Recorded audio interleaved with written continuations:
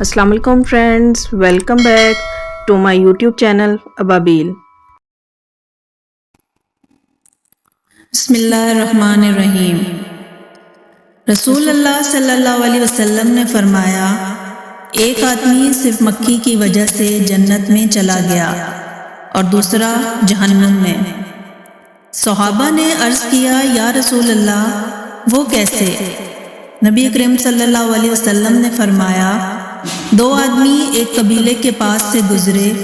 اس قبیلے کا ایک بت تھا جس پر چڑھاوا چڑھائے بغیر کوئی آدمی وہاں سے نہیں گزر سکتا تھا۔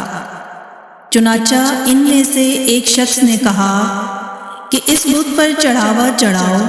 اس نے کہا کہ میرے پاس ایسی کوئی چیز نہیں۔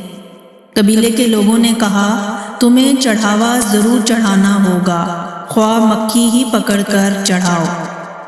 مسافر نے مکھی پکڑی اور بت کی نظر کر دی۔ لوگوں نے اسے جانے دیا، چنانچہ وہ اس چڑھاوے کی وجہ سے جہنم میں چلا گیا۔ قبیلے کے لوگوں نے دوسرے آدمی سے کہا، تم بھی کوئی چیز بت کی نظر کرو۔